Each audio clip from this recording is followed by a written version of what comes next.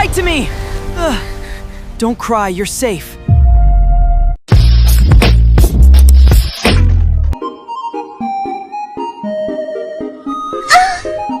ही दे what's guys, कैसे आप सभी लोग। तो आज की इस वीडियो में हम कुछ ऐसे एनिमे के बारे में बात करने वाले हैं जिनके अंदर हमें ब्रदर सिस्टर का सबसे ज़्यादा स्पेशल डुओ तुम बोलते हमें दिखाया गया है अभी तक इस पूरे एनिमे के अंदर। और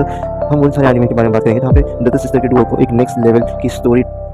टाइम की तरह दिखाया गया, या तो उनकी या तो स्टोरी रिलेटेबल थी या उनके पास ऐसा इमोशन था जो हमें देख रहा पूरे एनिमे के अंदर। तो उन सारी चीज़ों पर हम बात करेंगे। कुछ हम ऐसे एनिमे को भी कवर करेंगे, या तो मुझे एच एनिमे को भी हम यहाँ पे कवर कर सकते हैं जिनका फॉर ब्रदर सिस्टर से लेना देना है, बट वो फॉर कुछ अलग और डिफरेंट तो मुझे कुछ सेक्स से रिलेटेड चीज़ों में आती है, वो सारी चीज़ें। तो वो चीज़ें भी हम इसके अंदर हो सकता है कवर कर रहे हो आगे चल के। तो वीडियो में एंड तक बने रहना। और इसके अंदर हम फॉर मेनली हम 4 चीज़ें पे हम फोकस करेंगे। पहला उस कैरेक्टर्स की बैक स्टोरी के बारे में कि वो आए कहाँ से थे, उनकी स्टार्टिंग कैसे हुई थी, और फिर आज वो क्या कर रहे हैं। फिर हम आगे तक चल के कोई इमोशनल सा सीन वहाँ पे देखेंगे कि कौन सा ऐसा सीन था जहाँ से पूरा जो ब्रदर सिस्टर का डुओ था वो फिर आगे चल के पूरा कन्वर्ट हो गया। फिर कैसे उन्होंने आगे चल के एक दूसरे के सामने प्रोटेक्टिवनेस दिखाई एक दूसरे को, कितने ज़्यादा वो एक दूसरे को लेके हमेशा बहुत ज़्यादा सीरियस रहते थे। फिर आगे चल के हम देखने वाले उनके एनिमे स्टूडियोज़ के बारे में एंड और कि उन्होंने ऐसा क्या हमें प्रोवाइड करा कि जिस तरह से आज हम जब एनिमे देखते हैं उससे रिलेट कर सकते हैं, या हमें उससे कुछ ना कुछ हमें ऐसा देखने को मिलता है कि यार ये चीज़ तो मेरी और मेरी बहन में भी कॉमन है। तो ऐसी चीज़ों के बारे में हम आगे चल के बात करेंगे। ऑल्सो कुछ ऐसे रियल लाइफ की रिलेटेड वीडियो भी देखेंगे, या एनिमे के कुछ आउट ऑफ लिमिट सीन्स को भी हम यहाँ पे देखने वाले हैं जो कि फॉर बहुत वियर्ड है और जो कि फॉर बच्चों के लिए चीज़ें देखने के लिए। तो आज की वीडियो में 2 अलग अलग हिस्सों में ये चीज़ें बटी हुई है। एक तरफ जहाँ पे प्रोटेक्टिवनेस, केयर और साइकिलिंग, दूसरी साइड में weird stuff, crossing limits and all वो सारी चीज़ें तुमको यहाँ पे देखने को मिल सकती हैं। For short sex and H anime type शेट भी तुमको यहाँ पे देखने को मिल सकती है। तो any further ado let's start the video. तो सबसे पहले हम जिस एनिमे के बारे में बात करने जा रहे हैं तो उस एनिमे का नाम है पोकेमॉन। तो पोकेमॉन फॉर शॉर्ट से मैंने देखा तो उसके अंदर हमें 2 कैरेक्टर्स दिखाए गए थे। एक थी मैक्स और एक था हमने, जो कि ऐश के पार्टनर्स थे दोनों, और दोनों ने ऐश के साथ मिलकर पूरी होए सीरीज़ में एक साथ उनका सफ़र करा था। ये बात है पोकेमॉन के एडवांस्ड जनरेशन की, जहाँ पे मैं और मैक्स दिखाया गया था। और यहाँ पे होता क्या है कि जब हमें कैरेक्टर से मिलाया गया था तब हमें 2 कैरेक्टर्स इंट्रोड्यूस कराए गए थे। तो एक था मैक्स और एक था मैं। मैक्स हमेशा फॉर शॉर्ट थोड़ा सा छोटा रहा है थोड़े मामलों में, क्योंकि मैं उसकी बड़ी बहन थी। तो इन चक्कर में क्या हुआ कि होइन रीजन के सबसे आइकॉनिक क्लासिक सिबलिंग्स में एल्डर सिस्टर है जो थोड़ी केयर फ्री है, और मैक्स यंगर भाई है जो मीन्स वो थोड़ा सा पढ़ाई लिखाई में थोड़ा आगे, उसको पोकेमॉन की बहुत ज़्यादा समझ है। तो वो बहुत ज़्यादा अपने को नॉलेजेबल पर्सन अपने आप को मानता है कि मुझे पोकेमॉन की पूरी नॉलेज है। और एक प्रोफेसर ओक की तरह एक अच्छा रिसर्चर है, एक अच्छा तुम बोल सकते हो कि एक साइंटिस्ट बनने का वो ट्राई करेगा कि मैं पोकेमॉन के बारे में जानूँगा, पढ़ाई करूँगा ऑल दैट थिंग। बट अब आ जाते हैं वो रिलेटेबल मोमेंट के ऊपर जहाँ पे तुम्हें फील होता है कि नहीं यार मैक्स और मैं दोनों एक साथ ही इतने ज़्यादा लड़ाइयाँ भी करते हैं, एक दूसरे को प्यार भी करते हैं, एक दूसरे के कितना प्रोटेक्टेड भी है। तो यहाँ पे तुम्हें एक चीज़ बता दी जाती है कि उनके रोज़ के क्यूट नोक झोंक एक दूसरे को टीज करना, लेकिन जब मैं कॉन्टेस्ट हार जाती है तो फॉर श्योर यार मैक्स फॉर श्योर सैड रहता है मे के लिए कि यार मैं हार गई। और मैं हमेशा से यही दिखाती थी कि नहीं मैं खुश हूँ, मैं वो अंदर मैक्स भी पता था कि नहीं वो दुखी हो, हमेशा जाकर उसको खुश करने की कोशिश करता, पर हमेशा फॉर श्योर वो नाराज़ हो जाती कि मैक्स जाओ यहाँ से, मुझे बात नहीं करनी। और वो सब पर आगे चलते उसको पता चलता है हमेशा बहुत चीज़ें छुपाती हुई चलती थी। एक कॉन्टेस्ट था जहाँ पे मेरे को जाना था, और वहाँ पे फॉर श्योर मैक्स आया नहीं था वहाँ पर। उसके वजह से उनकी जो फेरी थी मेरे वो छोड़ गई थी और वो कॉन्टेस्ट पे नहीं जा पाई थी। और वो इसीलिए नहीं जा पाई थी क्योंकि मैंने अपने फादर और मदर से प्रॉमिस कर रखा था कि अगर कुछ होता है मैक्स को तो उसकी सारी जिम्मेदारी मेरे को लेनी पड़ेगी, और मैं उसकी जिम्मेदार ना ठहरे और मेरे को फिर आगे चल के ना सुनने को मिले। इसकी वजह से वो हमेशा मैक्स के साथ रहती और मैक्स जहाँ जाता मैं उसके पीछे पीछे आती। तो मैं भी ये चीज़ें फील होती रहेंगी। यहाँ जब मैं अपनी बहन के साथ रहता था वो भी मेरे पीछे हमेशा मेरी या तो फिक्र के लिए या मेरे से बात करने के बाद मुझे तंग करती है, मुझे हमेशा कुछ ना कुछ कहती रहती। पर यहाँ पे बात रुकी नहीं। यहाँ से फिर हमारे अपने नेक्स्ट पॉइंट के ऊपर जो कि है रियल लाइफ रिलेबिलिटी। ये दोनों सबसे ज़्यादा रिलेटेबल है रियल लाइफ ब्रदर सिस्टर्स के साथ हमेशा लड़ना पर दिल से हमेशा केयर करना। फॉर श्योर अगर मैं सिर्फ मैक्स की बात करूँ तो मैक्स हमेशा अपने इमोशंस की वो बहा देता था, मतलब अपने इमोशंस को कंट्रोल नहीं कर पाता था, और हमेशा अपने इमोशंस को लेकर हमेशा से बहुत ज़्यादा वीक रहा है, और वो हमेशा अपने इमोशंस को मतलब कंट्रोल नहीं कर पाता था। और वो जैसे उसके डैड हारते थे कभी कोई जिम बैठे तो वो वहाँ पर भी रो देता था। ऑल्सो जब मैं कॉन्टेस्ट हारती थी तो सबसे बुरा मेरे साथ ज़्यादा मैच होता था। फॉर श्योर नहीं तो फिर भी अपने आप को कंट्रोल करके आगे बढ़ जाती थी, पर मैच नहीं कर पाता। मैच को हमेशा से ये बन गया था कि मैच को हमेशा अपनी बहन को जीतते हुए देखा था। क्योंकि जब इंसान हार जाता है ना तो उसको समझ में आता है कि यार जब मैंने जितने साल उससे जीती हुई थी वो अन्य दाव कर चुकी है और अन्य हार चुके हैं। तो यहाँ से बहुत सारे रियल लाइफ एग्जाम्पल जिनको देखने को मिल जाते हैं कि कैसे एक भाई बहन प्रोटेक्टिव और केयर हो सकते थे। और मुझे अगर समझ करना हो मैं और मैच केयर ब्रदर सिस्टर होगी तो इनका जो है वो प्रोटेक्शन और केयर की बेस्ड इनका हमें प्यार देखने को मिला पूरे एनिमे के अंदर। एंड अब चलते हैं दूसरे एनिमे की तरफ जो कि है गाइस डीमन स्लेयर। तो डीमन स्लेयर के अंदर भी हमें 2 कैरेक्टर्स दिखाए गए थे जो दोनों भाई बहन थे। इसमें से एक का नाम था फॉर श्योर, एक का नाम था गाइस नेजुको और एक का नाम था तांजीरो। नेजुको और तांजीरो बचपन से ही फॉर श्योर एक विलेज में पले पड़े हैं, और जो उन्होंने अपनी मॉम तक को खो दिया था और उनके जो फैमिली मेम्बर्स उनको भी मुजान ने मार दिया था। उनका बदला लेने के लिए फॉर श्योर नेज़ुको डीमन में कन्वर्ट हो गई थी और तांजीरो को बस वो डीमन हटाने के लिए हमेशा बहुत सारी बैटल्स करनी पड़ती थी। बाकी के हाशिराज हो गए और मुजान के मेंबर्स हो गए, उन सबसे उसको फाइट करनी पड़ती थी ताकि वो नेज़ुको को इस डीमन वाली चीज़ से हटा सके। और जो उसको जो बोलने की जो दिक्कत हुई थी, वो बोल नहीं पा रही थी, वो फिर हमने देखा था कि कैसे वो सीज़न 3 या सीज़न 4 में वो बोलने लगी थी। तो और वो चीज़ें देख के मुझे बहुत ज़्यादा सही लगा कि ये दोनों जो भाई बहन है वो हमेशा एक दूसरे के साथ ऐसे ही अपना जो ब्लड रिलेशन है वो बना के रखे। फॉर श्योर नेज़ुको ने अपना पहला ब्लड डीमन आर्ट अनलॉक कर दिया था, अगर तुम्हें वो बैटल याद हो तो। ऑल्सो आगे चल के हमने देखा था कि तांजीरो डीमंस को भी डिफीट कर देता है। तो डीमन स्लेयर का साथ जितने भी आपको डीमन है सबको आपको फिनिश करते हुए चलना है। और अगर गलती से अगर तांजीरो कोई मिशन फेल करता था तो उसका साथ का मतलब था कि नेज़ुको की जान वहाँ पे खतरा हो सकता है। तभी उसको तांजीरो एक बॉक्स में बंद करके अपने पास ही रखता है और उसकी हमेशा केयर और लव करता है। पर मैं अगर रिलेटिविटी बताता हूँ यहाँ पर, तो वो ये हो सकती है कि हमेशा तुमने देखा है कि हमेशा प्यार जो होता है ना, वो या तो दिखावे के लिए होता है, या तो हमेशा या तो तुम दिखावे के लिए किसी प्यार करो, या हमेशा तुम ये शो कर रहे हो कि मैं इसके बिना रह ही नहीं सकता। और तुम नहीं रह सकते तो तुम फॉर श्योर ज़्यादा केयरिंग हो जाओगे उसके प्रति। पर कोई ऐसा कैरेक्टर है जो थोड़ा सा भी ये समझता है कि नहीं, अगर इसको कुछ होगा मैं इसके बिना नहीं रह पाऊंगा, वही सेम था फॉर श्योर इनका रिलेशन ब्रदर सिस्टर का था। पर फॉर श्योर अगर तुम थोड़ा डीमन से रिलेट करके चलोगे तो अगर नेज़ुको 1% भी चांस कहीं पे अगर गड़बड़ होता, अगर वो हाशिरा ट्रेनिंग आप ज्वाइन नहीं करता तांजीरो, तो और सब बहुत हो सकता था कि मुदान को ज़्यादा टाइम लगता है तांजीरो और नेज़ुको को खत्म करने में। और ये एनीमे जो अभी तक इतना ज़्यादा पॉपुलर हुआ इंडिया में, और इसकी वजह क्यों कंटिन्यू है, क्योंकि एक तो मुदान से बदला लेने तांजीरो को, ये उसकी फैमिली को जो उसको खत्म कर दिया। दूसरा ये जो नेज़ुको के साथ जो ये कांड हुए कि उसको ये जो डीमन बन गया वो, और जो बोल नहीं पा रही थी टाइम से, तो उसको सारा रिवेंज उसे मुदान से लेने। तो यहाँ पे बोल सकते हैं कि यहाँ पे तांजीरो एक फाइटर का रोल अदा करता है और वो दिखाता है कि वो अपनी सिर्फ बहन को लेके ही नहीं बल्कि और अपनी फैमिली को लेके भी कितना ज़्यादा वो है कि मतलब अगर मेरी फैमिली का किसी ने बोला या फिर मेरे फैमिली में तुमने किसी भी मेंबर को कुछ भी हाथ तक भी लगा लिया या तो उसका कुछ गलत भी कर दिया, तांजीरो देखिए तांजीरो पीछे से फाड़ के रख उसकी। तो ये चीज़ हमें देखने को मिलेगा यहाँ पर। और ये देखिएगा तो बोल सकते अनकंडीशनल सिबलिंग लगता है कि भाई बहन को बचाने के लिए लगा हुआ है और बहन फॉर श्योर डीमन बन चुकी है, जिसकी वजह से दूसरे हाशिरा को मार रही फॉर श्योर। ये सब कुछ किया गया है मुदान का ही था, तो इसकी वजह से नेज़ुको को कभी अपने आप पे कंट्रोल नहीं कर पाती थी और इसकी वजह से हमेशा उसका साइड इफेक्ट तांजीरो को झेलना पड़ता था। और वो नहीं चाहता कि वो नेज़ुको को खोए, इसकी वजह से उसे कितने सेक्रीफाइसेस झेले अपनी लाइफ में। ये चीज़ें हमें देखने के लिए अपना घर छोड़ना, फिर अकेले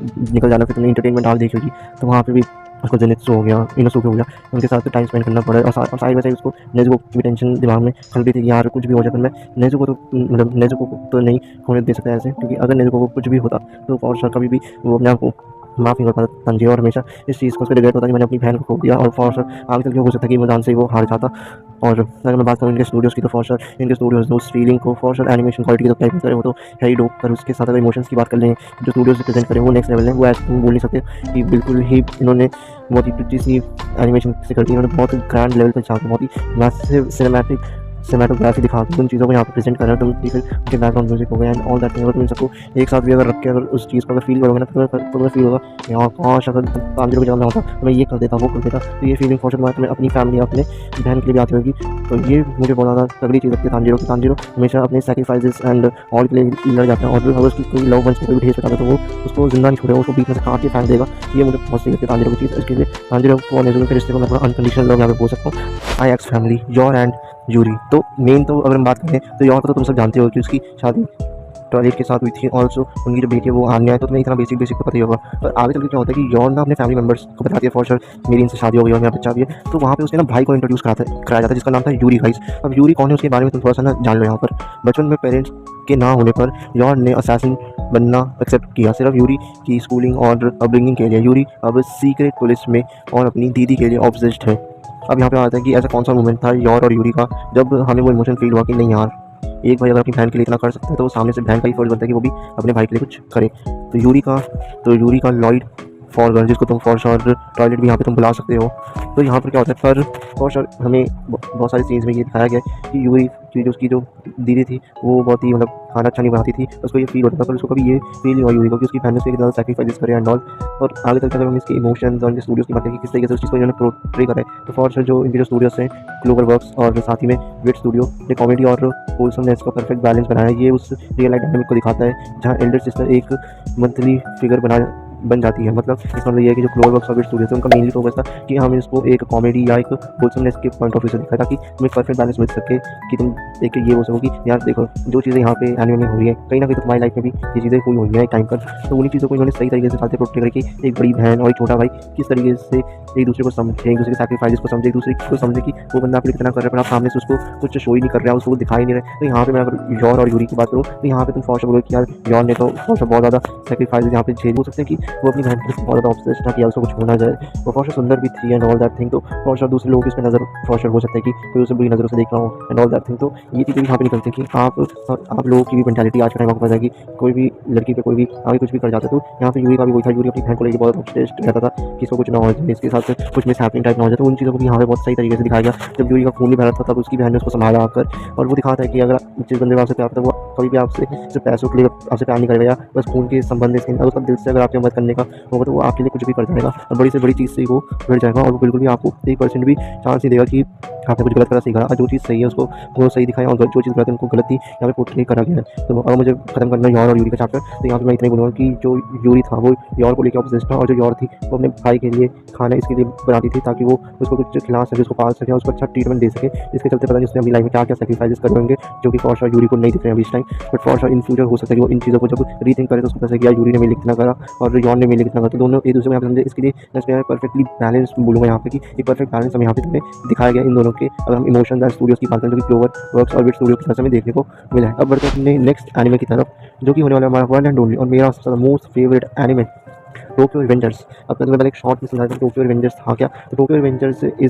it's just about that anime which shows की यहाँ पे ना एक कैरेक्टर होता है ताकेमिची कैरेक्टर होता है जिसकी गर्लफ्रेंड होती है हिनाटा। तो हिनाटा ना एक टाइम क्या होता है न्यूज़ आ रही होती है टीवी पर कि ना एक लड़की की ना वो जापान में मौत हो गई वो गाड़ी में। अब ताकेमिची परेशान कि भाई ऐसा कैसे हो गया। फिर ना क्या होता है एक टाइम के बाद ना जो ताकेमिची जो तुमको प्रेजेंट में दिखाया जाता है वो चला जाता है पास्ट में। तो पास्ट में जो ताकेमिची जाता है तब वो देखते हैं कि हिनाटा की मौत जिसने करी थी वो और कोई नहीं, वो था जैसा कि टेटा ने ना उसके भाई हिनाटा के भाई को मार दिया था नाउटो को, और उसी ने उस सेम बंदे ने हिनाटा को भी मार दिया था। अगर मैं तुम्हें भी बताओ तो जो तुम पास्ट में जाके देखोगे नहीं और तुम प्रेजेंट में रहोगे, जिस टाइम ताकेमिची टीवी देख रहा था तब हिनाटा की मौत हुई थी। पर कुछ टाइम बाद जब नाउटो जब बच्चा था उस टाइम जब वो पास्ट में जाता था जब वो बच्चा था तब ताकेमिची देखता है कि कोई बच्चा है और फिर उसको पता चलता है कि वो हिनाटा का भाई था नाउटो। अब नाउटो को इतनी कोई अकल थी नहीं कि वो कुछ भी समझ पाए, पर ये जरूर समझता था कि हिनाटा और ताकेमिची के बीच में कुछ चल रहा है और वो गर्लफ्रेंड बॉयफ्रेंड की बात कर रहा था वहाँ पर। बट एक चीज़ यहाँ पर क्लियर थी कि जब ताकेमिची नाउटो से हाथ मिलाता है तब ताकेमिची आ जाता है प्रेजेंट में और वो देखता है कि जिस नाउटो को उसने फॉर्चून पास में जाके देखा था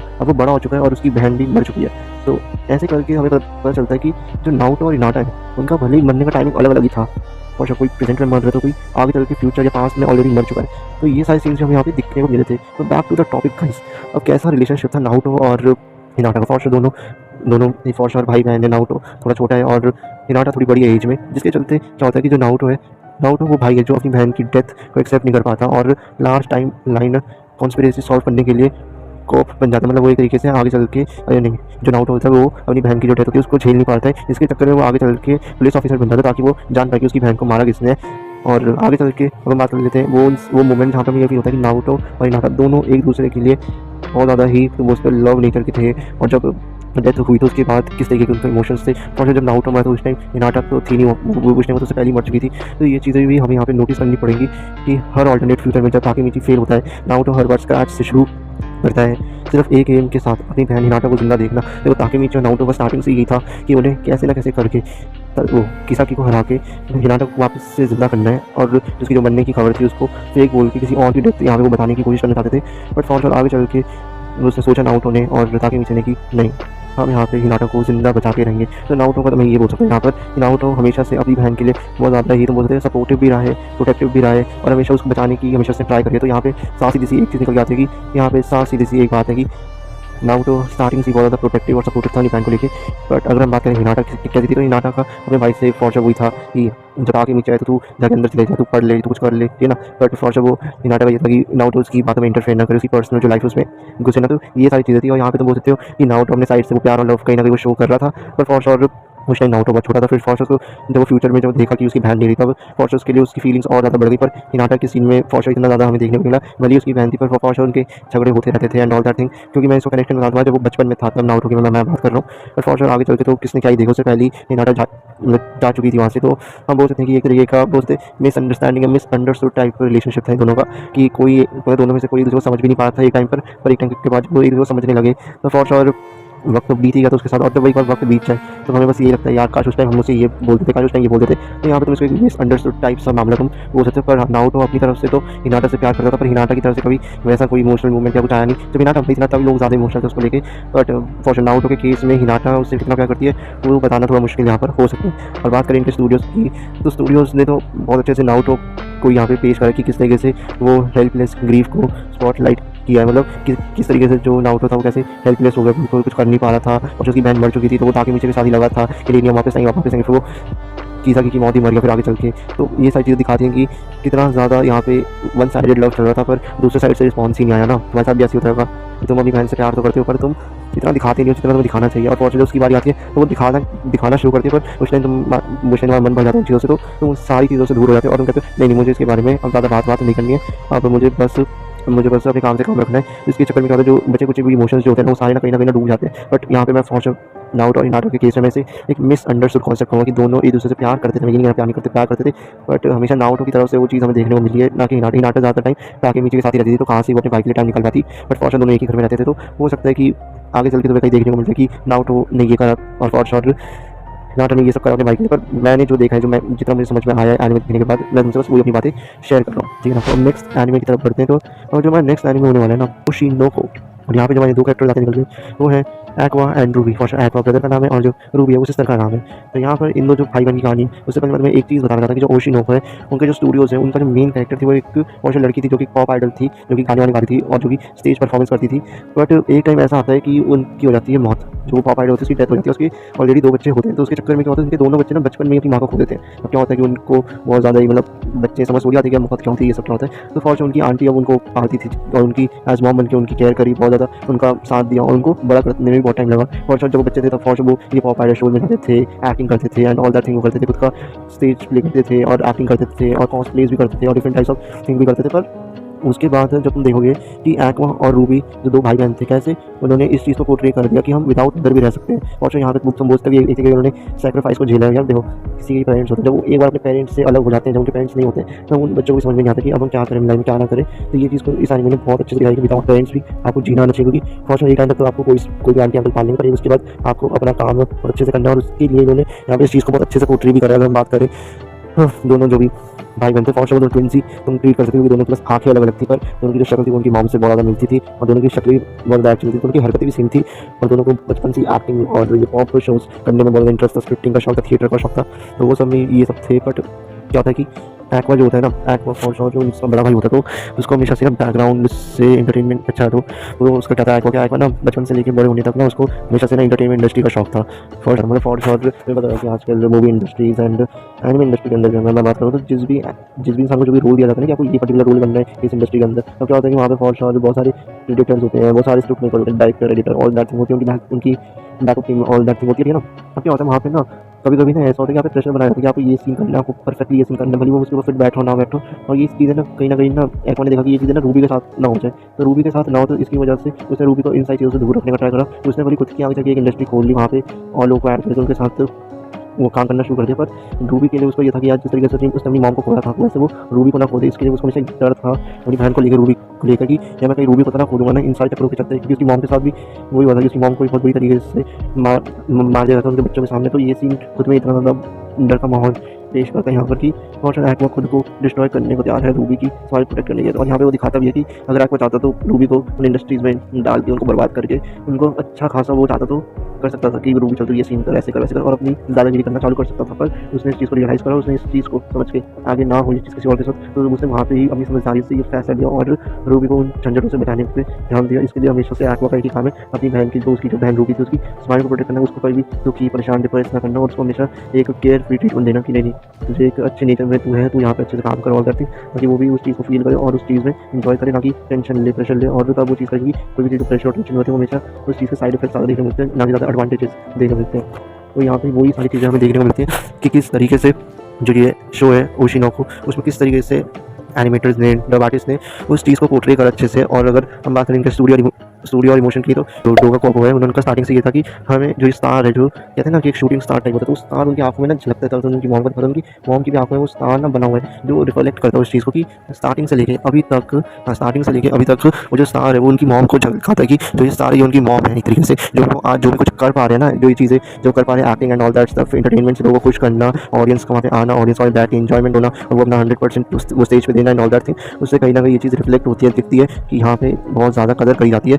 उसकी मदर की, उनकी मदर भी जब ये सारी चीज़ें देखती हैं तो उनकी आत्मा को भी कहीं ना कहीं संतुष्टि मिलती है कि चलो यार मैं मर गई हूँ पर मेरे बच्चे मेरे से बढ़िया यहाँ पे परफॉर्मेंस एंड ऑल कर रहे हैं, जो देख के हमें भी फौर अच्छा लगेगा कि चलो यहाँ पे कुछ ऐसी चीज़ें कि भले किसी की मॉम ना रहे, किसी के डैड ना रहे, पर वो फिर भी लगे रहे, उन्होंने बहुत ग्राइंड और हासिल करा। और यहाँ पर जब वो आज अपने आप को देखते तब लगता है कि जो सालों की मेहनत जो मॉम हमें दे के गई थी वो उन्होंने कंटिन्यू रखा और उन्होंने खींच दिया एक तरीके से। और उन्होंने कभी भी एक भी ऐसा मोमेंट यहाँ पे हमें देखने को मिला कि उन्होंने कुछ ज़्यादा यहाँ पे एफर्ट मारने का ट्राई करा। जो चीज़ें उनकी मॉम ने उनको सिखाई थी वही चीज़ों वो आगे बढ़ती चाहिए। फॉर कुछ एक्स्ट्राज एंड कुछ कम ज़्यादा होगा पर फॉर उसको सीख के उन्होंने अपनी लाइफ में उन चीज़ों से सीखा और उन चीज़ों पे काम करते रहे। और एक टाइम के बाद उन्होंने एनिमेशन की इंडस्ट्री में बहुत ज़्यादा नाम कमाया, जिसमें से आज जब वो पीछे मुड़ के देखेंगे तो लगेगा कि अच्छा वो मैं स्ट्रगल वो टाइम था। आज जब वो अपने आप को देखता हूँ कहता है कि आज हम एक अच्छे खासे एक जगह पर है जहाँ से वो अपने मॉम को हमेशा याद करके बस एक ही चीज़ बोलते हैं कि हम दोनों भाई बहन ने जितना हो सका अपना दिया और हम अपनी मॉम का ऐसे नाम रोशन करते रहे, उनको प्राउड फील कराते रहे। तो यहाँ पर मैं साफ सीधा बोल सकता कि ये एक तो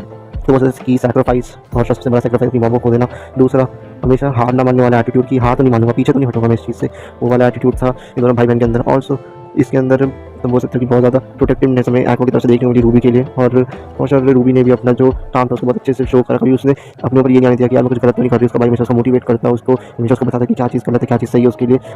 तो यहाँ पे एक प्रोटेक्टिव ब्रदर के साथ एक मोटिवेशनल स्पीकर भी आता निकल के और उसको हमेशा मोटिवेट करना उसके काम को लेकर। तो ये सारी चीज़ें दिखाता है कि असलियत में एक भाई बहन अगर चाहे तो क्या कुछ नहीं कर सकते, एक दूसरे को मोटिवेट कर सकते हैं, एक दूसरे को समझ सकते हैं, एक दूसरे के सही गलत में फैसला बता सकते हैं। तो ये सारी चीज़ें मुझे लगता है कि ये तो अच्छे से पोर्ट्रे कर रहे हैं यहाँ पर। अब बढ़ते अपने नेक्स्ट एनिमे की तरफ। तो हमारा नेक्स्ट एनिमे जो होने वाला है गाइस सोलो लेवलिंग, और यहाँ पर हमने दो कैरेक्टर्स दिखाए गए हैं, एक हमने संग जिन्वो एंड संग जिना, जो दोनों भाई बहन हैं। तो अगर मैं कैरेक्टर्स की बात करूँ तो ये दोनों को हमें स्टार्टिंग में दिखाया गया था जहाँ पे जिन्वो बहुत ज़्यादा ही छोटा, मतलब छोटा तो नहीं बोलूँगा, मतलब एक ऐसा बच्चा तो देखने को मिलेगा कि जो अंडर कॉन्फिडेंस है जिसके अंदर, क्योंकि अभी कुछ ज़्यादा जिसने अभी तक कुछ अचीव नहीं करा लाइफ में, और वो ई रैंक हंटर है और लोग उसको ज़्यादा सीरियस नहीं लेते। और दूसरी तरफ उसकी बहन है जो उसको हमेशा उसको क्या कहते हैं उसको हमेशा उसको सपोर्ट करती है कि नहीं तो क्या हो गया, तू ई रैंक हंटर है तो तू इससे भी बढ़िया कुछ कर सकता है लाइफ में, तू हंटर बन, तू ये कर तू वो कर। तो वो फॉर्चर उसको आइडियाज़ भी देती थी कि तू ऐसे कर वैसे कर, और वो उसको लेकर बहुत ज़्यादा ही परेशान रहती थी जिन्हों को लेकर, क्योंकि वो उसकी छोटी बहन थी और उनकी जो फैमिली थी उसके अंदर उनकी मॉम की जो तबियत वो हमेशा ख़राब रहती थी। जो फादर थे वो भी फॉर्चर करने आते थे, वो भी एक हंटर बनने की अपनी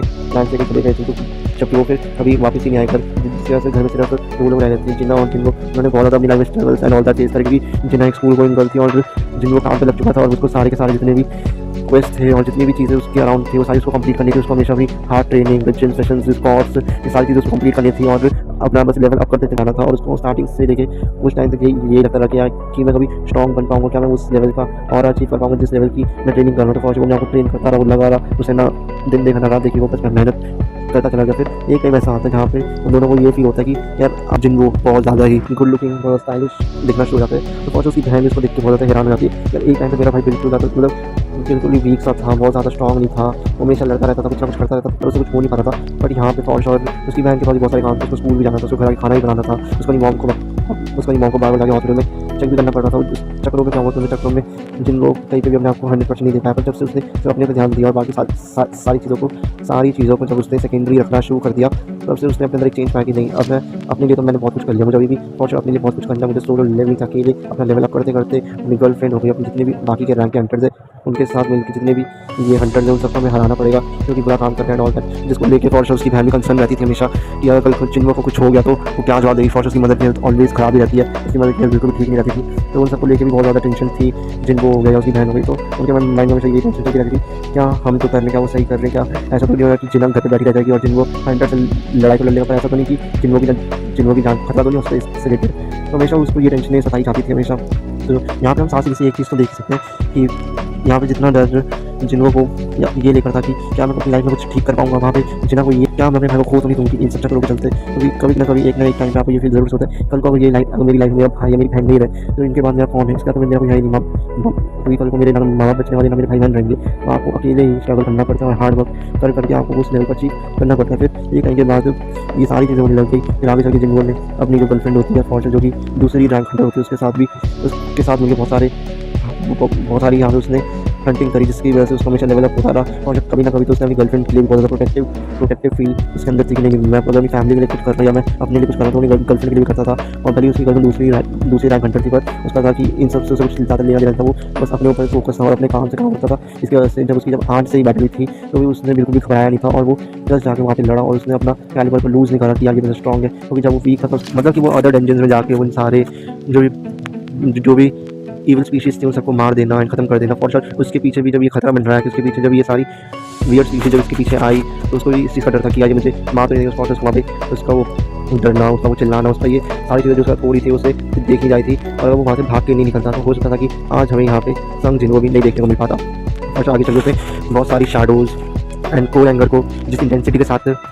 पाया और आगे चल के जिस तरीके से दोनों ने एक दूसरे को समझा, अब यहाँ पर अंडरस्टैंडिंग आ गई थी आगे चल के दोनों को कि अच्छा मेरा भाई ये करता है, मैं ये करती हूँ, मेरे भाई अब स्ट्रॉन्ग हो गए और फॉर्चुनेट उसका भाई स्ट्रॉन्ग होता है, उसकी बहन को अपने साथ वॉकिंग पे ले गया, उससे स्पॉट्स लगाया, उसे रनिंग कराई ताकि वो भी स्ट्रॉन्ग बने। और दोनों भाई बहन का यहाँ पे मुझे एक ही कनेक्शन देखने को मिलता है जो कि A1 पिक्चर स्टूडियो से दिखाने का ट्राई करें कि लाइफ में आप कहीं पर भी हो, आप कहीं से भी स्टार्ट करो, स्टार्टिंग में जीरो ही होती है, तो अगर अपनी लाइफ में कुछ भी स्टार्ट करो तो जीरो से स्टार्ट करो और फिर आगे बढ़ते रहो। उससे एक चीज़ तो कंफर्म है कि आप लाइफ में एक टाइम के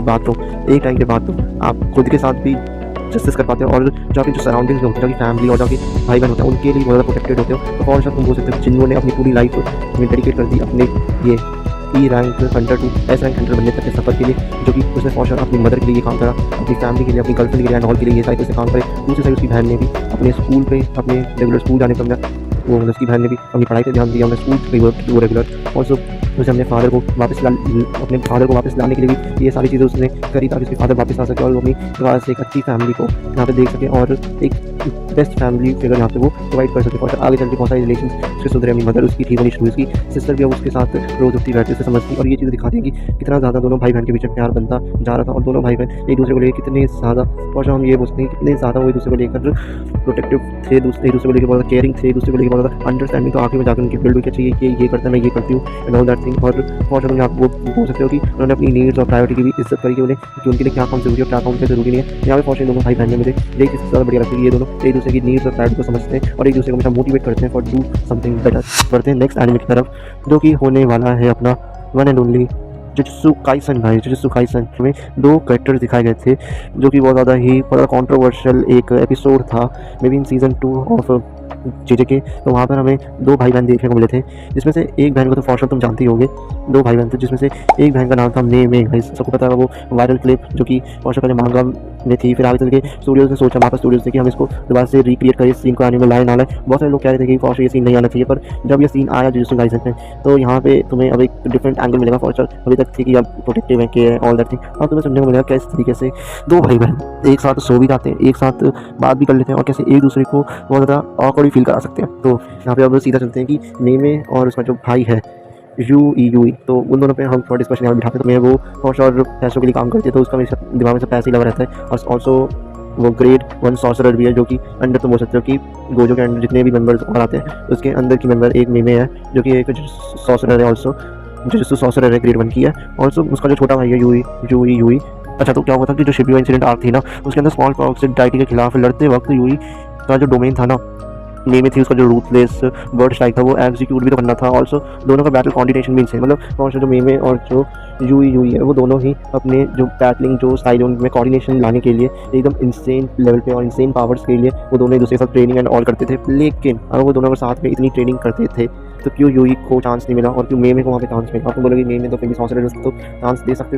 हैं वो लोग आराम से, क्यों खुद ग्रेड 1 सॉर्सरर है, पर उसके भाई को कभी चांस ही नहीं मिला। उसके भाई को स्क्रीन टाइम इतना नहीं दे रखा कि उसको हम अच्छे से देख सकेंगे उसका रियल रोल क्या। उसको हमेशा हमने एनिमे के अंदर सिर्फ उसी छोटे मोटे सीन के लिए दिखा दिया गया जहाँ पे या तो वो ट्रेनिंग कर रहा होता है मेमे के साथ, या तो उसका बेड पे लेट के बस उससे ऑकवर्ड बातें कर रहा होता है। और फॉर श्योर में याद है वो वाला सीन जब मेमे जब नहा के वापस आती है और जाके सीधा फ़ोन उठा लेती है और जब वो फ़ोन पे बात कर रही है वो सीधा आ जाती है फिर बेड पर, और वो यूई को भी बहुत ज़्यादा वियर्ड फील दे देती है। फॉर श्योर उसके अंदर एक हॉर्नीनेस से भी यहाँ पे पैदा हो सकती है, क्योंकि फॉर श्योर अगर आपके सामने कोई ब्यूटीफुल लड़की आ जाए तो एक अगर लड़का हो या कोई बच्चा भी हो वो आपको देख के कंट्रोल नहीं कर पाता, फॉर श्योर नहीं कर पाएगा। तो इन चीज़ों को समझने के लिए मेमे चाहती तो कर सकती थी, पर मेमे ने फॉर श्योर उसको देख लेके उसका चेहरा पूरा लाल हो चुका था, वो बहुत ज़्यादा शर्मा चुका था। तो मेमे वहाँ से जल्दी से उठ के वापस से आ गई। और इनके मैं रिलेशन के बारे में क्या ही बोलूँ, इनका रिलेशन या तो मैं इतना पूरे खत्म कर लेता हूँ। कुछ फीलिंग्स थी जो दब गई और कुछ ऐसा था जो यूई बताना चाहता था उसको, यूई बताना चाहता था उसको, बट फॉर श्योर उसके अंदर वो फीलिंग्स सबके रही है। फॉर श्योर अगर आपकी कोई बड़ी बहन है वो ब्यूटीफुल है, वो दिखने में अच्छी लग रही है, तो फॉर श्योर आप उसको कुछ भी ऐसा नहीं बोल सकते, आप उसको कुछ सेक्सिस्ट कमेंट पास नहीं कर सकते हो या ऐसी दिख रही वैसी दिख रही है। फॉर श्योर छोटा है तो उसको भी इतनी नॉलेज नहीं थी उस चीज़ की, बट फॉर श्योर अगर हम एज बचा अगर हम अंडरस्टैंड कर पा रहे हैं या मेमे हमारे पास होती या अगर हमारी बहन होती तब फॉर श्योर उसका कोई अगर ऐसे सीन में डाल देगा तो उसका क्या हो सकता था। तो फॉर श्योर यहाँ पे इन सीन्स को जो कि थोड़े बहुत हेंटाई से भी इंस्पायर्ड थोड़े बहुत होते हैं, वो सीन्स को भी यहाँ पे मापन ने बहुत सही तरीके से दिखाने का ट्राई करा था। बट फॉर श्योर कहीं ना कहीं मेरे को लगा गलत है भाई, ये कहीं मतलब भाई बहन के रिश्ते को किसी और दिशा में ले जा रही है, कुछ यू नो की सेक्स से रिलेटेड ये दिखाना था यहाँ पर, क्योंकि फॉर श्योर स्टेप ब्रदर या स्टेप सिस्टर होता है तो उससे भी मैं समझ पाता कि चलो भाई ये अलग अलग फैमिली से हैं, अलग अलग ब्लड लाइन से, बट मेमे और यूई तो सेम ही ब्लड लाइन के थे, तो वहाँ पे अपने इतना ज़्यादा क्यों उसको घुसाने का ट्राई करा। ये तो फॉर श्योर स्टूडियोज़ और गे इसके ऊपर जिम्मेदार हो सकते जिन्होंने इस एनिमे को लिखा या बनवाया है। तो उसके अंदर जो मुझे सीन देखने को मिला वो देख के मेरे को लगता है कि चलो यार ठीक है यार, दोनों एक दूसरे से बहुत ज़्यादा प्यार करते हैं and all that, not that type of love which you think, but यहाँ पे मुझे जो समझ में आ रहा है यहाँ पे फॉर श्योर लविंग भी है, केयरिंग भी है, अंडरस्टैंडिंग तो फॉर श्योर होगी। इतने पास आ गए दोनों एक दूसरे के, तो अंडरस्टैंडिंग तो फॉर श्योर होगी अच्छी खासी। For sure I don't know ये पेरेंट्स से है नहीं है, बट यहाँ अगर ब्रदर और सिस्टर के तो फॉर श्योर बहुत ज़्यादा ही बढ़िया रिलेशन यहाँ पे देखने को मिले। थोड़े बहुत ऐसे भी सीन जिन्होंने तो लिमिट ही क्रॉस कर सकते थे, ये लिमिट क्रॉस पर फॉर श्योर नहीं कर पाए। फॉर श्योर राइटर्स की और एनिमेटर्स की जो वो देना थिंकिंग वो सोचते हैं हम डाल तो देंगे, पर फॉर श्योर बैकलैश मिलेगा इंटरनेट पे एंड ऑल दैट थिंग, और जिसके लिए लोग देखते हैं एनिमे को वो ना देखिए उन्हें एक हेंटाई प्रमोट हो जाए यहाँ पर। इसके लिए उन्होंने इन चीज़ों को हटाने का ही सोचा। इसकी वजह से कहीं ना कहीं जो होता है ना क्रिएटिव फ्रीडम को यहाँ पे वो यूज़ तो करना चाहते हैं, पर फॉर श्योर से गलत सिग्नल आता कि भाई बहन के बीच में ऐसा सब कुछ क्यों हो रहा है ना, तो वो सीन ना हो, तो इसके लिए उन्होंने ये सीन तो वहाँ पर रोक दिया जहाँ पे ये रुकना चाहिए था, क्योंकि अगर सारा सभी कुछ होता तो फॉर श्योर ऐसे एनिमे जो कि इतनी पॉपुलैरिटी ऑलरेडी गेन करके रखे हुए चीज़ें कि अगर वो भी अगर ऐसी हरकत करेंगे तो लोगों को ये लगेगा कि एनिमे की जगह हेंटाई प्रमोट हो रही है, और लोग हेंटाई और एनिमे में हमेशा कंफ्यूजिंग और हेंटाई को हमेशा एनिमे में जोड़ने का ट्राई करेंगे। तो हमें लोगों को एजुकेट करना पड़ेगा कि हेंटाई और एनिमे अलग अलग चीज़ होती है। हेंटाई में लोग सारे रंगे होते हैं और एनिमे में फॉर श्योर थोड़े बहुत क्लीवेज, थोड़े बहुत एब्स और थोड़े बहुत पैंटीज एंड तो वो तो cleavage and all that bras type बस इतना ही दिखना नीडेड है, तो वो सब उतना ही दिखाते हैं। पूरा न्यूड अगर तुम तो सब देखना चाहते हो तो उसके तो हेंटाई अलग से बनी रखा है, पर चलो ठीक है कि इन्होंने वो चीज़ें यहाँ पे ऐड ऑन नहीं करी और उन चीज़ों से ऑडियंस को बताया। और फॉर श्योर तुम्हारे इसके ऊपर क्या टेक है मुझे कमेंट करके बता ही देना।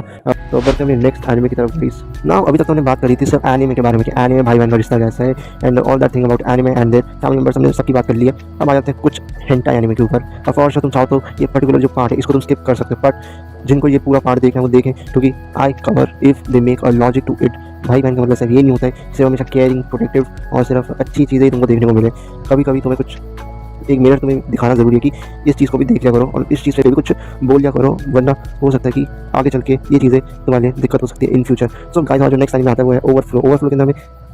के अंदर हमें 3 कैरेक्टर्स दिखाए जाते हैं। एक का नाम है काजुशी, एक का नाम है अयाने एंड तीसरे का नाम है कोटोने। तो ये तीनों क्या होते हैं ना, इनमें से जो 2 बहनें वो तो रियल बहनें ठीक है ना, इनमें से जो तीसरा जो लड़का आता है ना वो किसी और जगह से आता है, किसी और का बेटा होता है ठीक है ना। तो ये रियल ब्रदर सिस्टर है, ये तो बोलते हैं कि स्टेप ब्रदर सिस्टर है। तो इस एनिमे का जो पर्टिकुलर अगर मैं बोलूँ तो इस जो कि तुम बोल सकते हैं जो हेंटाई है मैं उससे रिलेटेड अगर बोलूँ तो इस हेंटाई के अंदर हमें दिखाए गए हैं सिबलिंग्स ऐसे वियर्ड और ऐसी चीज़ें जो कि फॉर श्योर इंटरनेट पर तुम्हें कम देखने को मिलती है और कम डिस्कशन का पार्ट बनती है चीज़ें, क्योंकि लोगों को एनिमे से फुर्सत मिलता भी देखे ना। तो हेंटाई के अंदर हमें ये चीज़ दिखाई गई किस तरीके से सिबलिंग्स और तुम भाई बहन जो और सिस्टम के बीच में किस तरीके से ये लोग डेली सेक्स करते हैं, कैसे उसने बना रखा है कि MWFO एक के साथ करेगा और बाकी के दिन वो किसी और के साथ करेगा। फॉर सेक्स की यहाँ बात हो रही है, तो वो उसका ये रहता है कि रात को जब वो सोता है तब वो अपनी बहन के उसकी नजर जब उसको ताट रहा होता है उसको देख रहा होता है, बूब्स ऐस को देख रहा होता है और वो चाहती है कि उसे फक करे। अगर जब वो सही फक कर देगा तो उसको ये प्लेजर मिल जाएगा कि चलो यार उसे कोई और लड़की जब भागने दी तो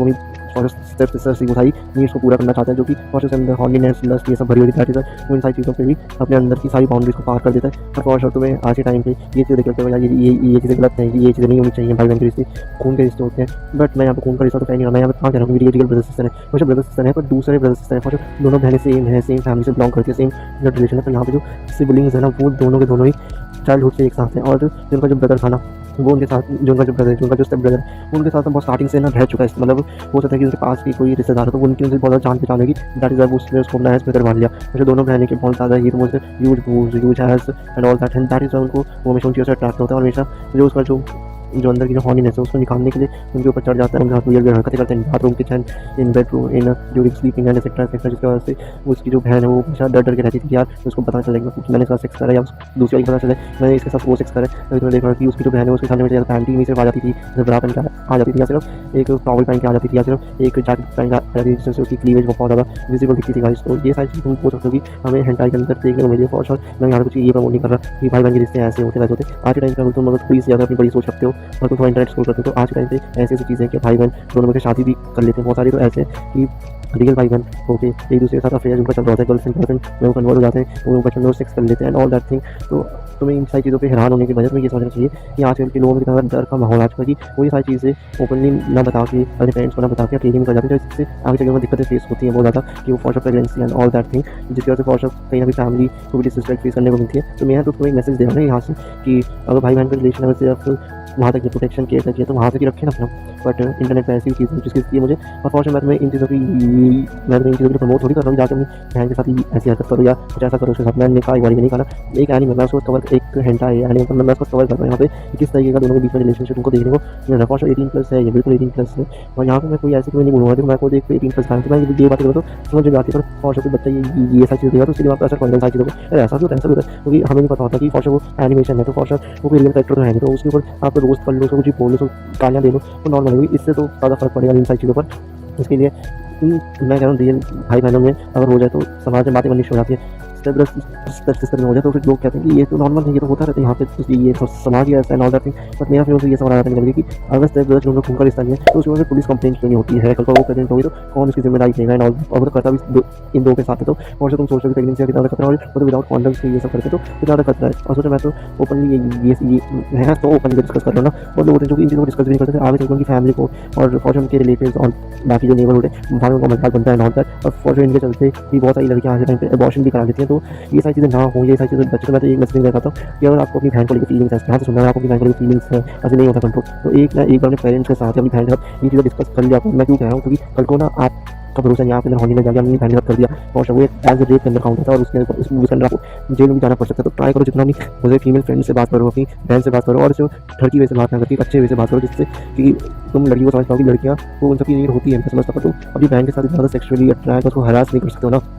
बीच फॉर्स तुम्हें लड़की के नाम पे या अपनी माँ दिखती है या अपनी बहन दिखती है, बाहर की लड़की को तुमको समझते हैं, इसके लिए तुम उनको as a sex toy use करते हो, जबकि वो भी किसी की भाई, जबकि वो भी किसी की बहन हो सकती है। तो अगर हम ये चीज़ को अगर ना समझें यहाँ पर तो बहुत दिक्कत परेशानी में देख लो मिल सकती है। मैं तो एक मैसेजिंग का काम कर रहा हूँ इस वीडियो को बनाकर, बाकी तुम्हें कितना समझ में आया तो मुझे कमेंट करके बताना। अगर किसी कोई सी भी चीज़ ऑफेंडेड लगी हो तो I don't give any fuck, क्योंकि मेरा हमें इन टॉपिक पर बात करनी, चैनल रिवॉल्व्स अराउंड एनीमे। अब आप थोड़ा बहुत हिंट आ गया तो वो सिर्फ मैसेजिंग के लिए होते हैं, अपना दिमाग खोल के वीडियो देखा करो। खाली दिमाग से वीडियो देखो तो हमेशा डबल मीनिंग बातें और खड़ियाँ सोच माई वहाँ पर लगती है। तो इन चीज़ों से बचने के लिए तुम इस वीडियो को तो शेयर करना, और तो तुम चैनल पे पहली बार आते हो वीडियो अच्छी लगता है तो वीडियो को जैसे लाइक कर देना, चैनल को सब्सक्राइब कर देना, और तुम वहाँ पे नोटिफिकेशन बेल को ऑल पे सेट कर लेना। मुझे कमेंट में बताना कि तुम्हें से कितने लोग अपनी बहन को लेके तुम्हारी क्या टेक्स है। अब देखो ये चैनल ना थोड़ा ना बड़ा विजन रखते हैं, बिग विजन रखती है ये चैनल। तो यहाँ पे अगर तुम्हारा कोई सीक्रेट है, डार्क सीक्रेट अपनी सिस्टर को लेके या किसी भी अदर गर्ल को लेकर, तो तुम वो शेयर कर सकते हो कमेंट करके, मुझे कोई दिक्कत नहीं है, वो कर दो। जिससे मुझे एक चीज़ रियलाइज हुई कि हमारे कितने व्यूअर्स ऐसे जो अपनी फीलिंग्स को दबाए हुए बैठे हैं, कितने ऐसे लोग हैं जो आज तक कभी ओपनली इन चीज़ों पर बात नहीं कर पाए और कभी इन चीज़ों को डिस्कशन का पार्ट नहीं बना पाए, जिनकी वजह से फॉर शॉर्ट उनकी फैमिलीज भी इन चीज़ों में सफर करती हुई दिखी है। और फॉर जो आगे जो लाइफ पार्टनर वो भी इन चीज़ों को लेकर सफर करेगी, क्योंकि आप किसी के साथ गलत करो तो आपको एक चीज़ ये समझनी पड़ेगी, अगर आपकी बहन के साथ कोई गलत कर रहे हो तो आप भी किसी दूसरी लड़की के साथ गलत कर सकते हो। तो इस चीज़ को दिमाग में रखना, इस चीज़ को हमेशा ना सोचते रहना कि यार मैं किसी दूसरी लड़की के साथ ऐसा कर रहा हूँ तो मेरी बहन के साथ भी ऐसा हो सकता है। तो अगर तुम्हारी कोई भी ऐसी वियर्ड थिंकिंग है या कुछ भी है या तुम्हारे दिमाग में ऐसी चीज़ें चल रही होती है तो अपनी चीज़ें ये शेयर करो यहाँ पर, कमेंट करो, शेयर करो यहाँ पर, और मुझे बताओ कि तुम्हारे लाइफ में कभी ऐसा हो कि तुम्हें अपनी बहन का प्यार आया हो या तुम्हें किसी और लड़की को देख के गंदे गंदे थॉट, डर्टी थिंग्स ये सब करने का मन करता है, या masturbation and all that things, तुम्हारा जो भी है तो कमेंट करो। फॉर श्योर यूट्यूब पे ओपन प्लेस होता है, मैं आपको डिस्क्राइब करने में यहाँ पे लोग फॉर श्योर मजाक बनाते हैं चीज़ों को, फॉर श्योर तुम फीलिंग्स को शेयर ही नहीं करोगे तो लोगों को पता कैसे चलेगा कि तुम हो कैसे। क्योंकि एंड ऑफ द डे जब आप रियलिटी सामने आती है ना कि आप इन चीज़ों में पर्टिकुलर चीज़ों में आप खराब हो या आप बच्चा नहीं कर सकते हो या आपका जो स्पर्म काउंट है वो कम है, ऐसी सब चीज़ें जो सामने आती है ना कि ये तो अपनी बहन के साथ वो सब करते ही हो, तो इससे ना समाज में आपकी बेइज्जती साथ होती है। तो अगर आपको लगता है कि ऐसी कोई सी चीज़ है तो उसे कमेंट में लिखो, एंड आई ट्राई कि मैं सारे कमेंट्स को पढ़ लूँ और सारे कमेंट्स को जान के देखूँ कि कैसे कैसे लोग हमारी दुनिया में रहते हैं, कैसे कैसे लोग आज के टाइम हमारे समाज में रहते हैं, कितने लोग ऐसे जो अपनी फीलिंग्स को आज तक बता ही नहीं पाए, एक्सप्रेस ही नहीं कर पाए। तो that's your way to express things. तो कमेंट में बता देना कोई ऐसा वियर थिंग हो तो, और मैं तो तुमसे बहुत जल्द नेक्स्ट वीडियो के अंदर गाइस, तब तक के लिए पीस आउट।